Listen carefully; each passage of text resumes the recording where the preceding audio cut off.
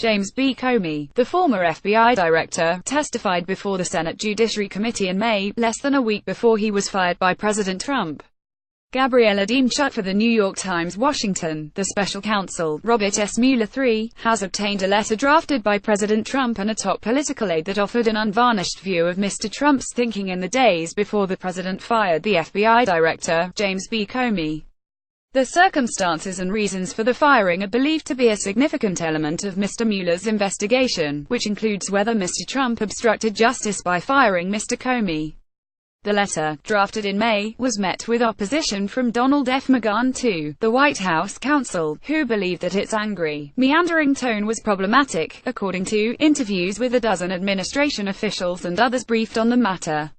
Among Mr. McGahn's concerns were references to private conversations the president had with Mr. Comey, including times when the FBI director told Mr. Trump he was not under investigation in the FBI's continuing Russia inquiry. Mr. McGahn successfully blocked the president from sending the letter, which Mr. Trump had composed with Stephen Miller, one of the president's top political advisors, to Mr. Comey. But a copy was given to the Deputy Attorney General, Rod J. Rosenstein, who then drafted his own letter.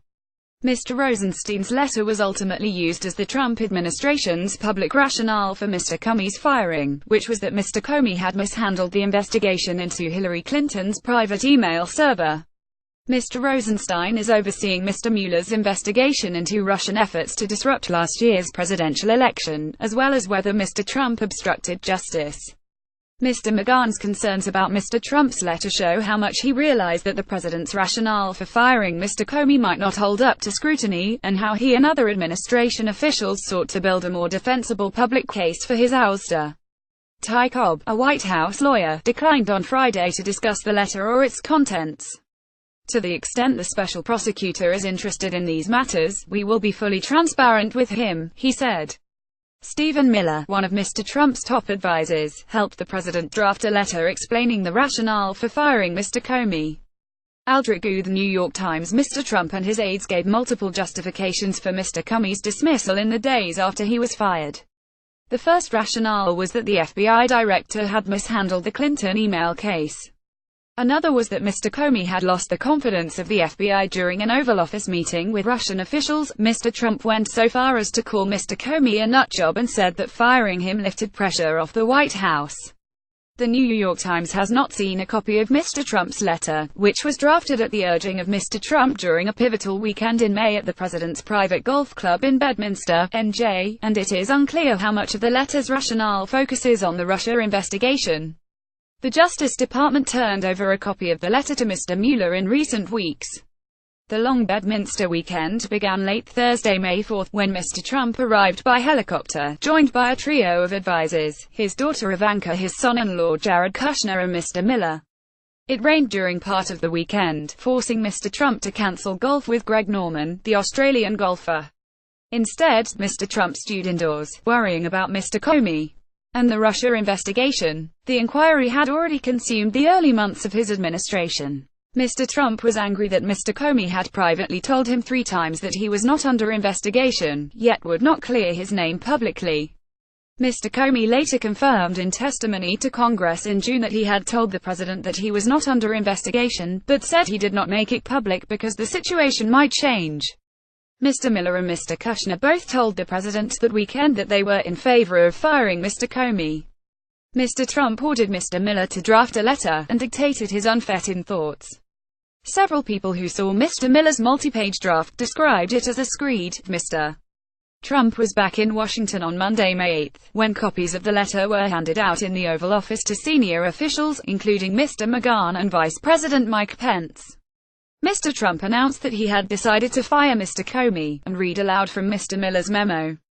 Some present at the meeting, including Mr. McGahn, were alarmed that the president had decided to fire the FBI director after consulting only Ms. Trump, Mr. Kushner and Mr. Miller. Mr. McGahn began an effort to stop the letter or at least pare it back. Later that day, Mr. McGahn gave Mr. Miller a marked-up copy of the letter, highlighting several sections that he believed needed to be removed.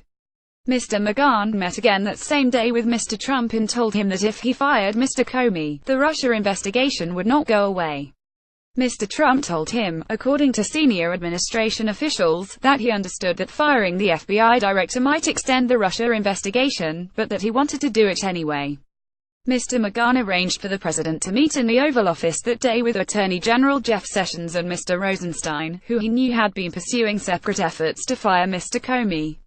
The two men were particularly angry about testimony Mr. Comey had given to the Senate Judiciary Committee the previous week, when he said, "It makes me mildly nauseous to think his handling of the Hillary Clinton email investigation might have had an impact on the 2016 election." Mr. Comey's conduct during the hearing added to concerns of Mr. Sessions and Mr. Rosenstein that the FBI director had botched the rollout of the Clinton investigation and had overstepped the boundaries of his job. Shortly after that hearing, Mr. Rosenstein expressed his concerns about Mr. Comey to a White House lawyer, who relayed details of the conversation to his bosses at the White House. During the May 8 Oval Office meeting with Mr. Trump, Mr. Rosenstein was given a copy of the original letter and agreed to write a separate memo for Mr. Trump about why Mr. Comey should be fired. Mr. Rosenstein's memo arrived at the White House the next day. The lengthy diatribe Mr. Mueller had written had been replaced by a simpler rationale, that Mr. Comey should be dismissed because of his handling of the Clinton email investigation.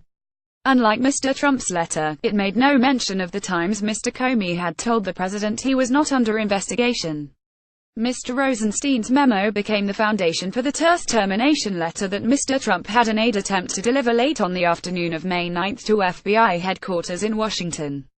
The White House made one significant revision, adding a point that was personally important to Mr. Trump: "While I greatly appreciate you informing me on 3 separate occasions that I am not under investigation, I nevertheless concur with the judgment of the Department of Justice that you are not able to effectively lead the Bureau," the letter said. Mr. Comey, however, was not in Washington to receive it.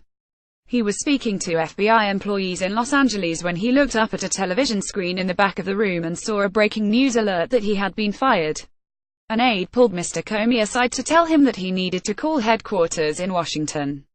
Mr. Comey entered a small room, picked up the phone and learned that he had lost his job. Matt Apuzzo and Julie Hirschfield Davis contributed reporting.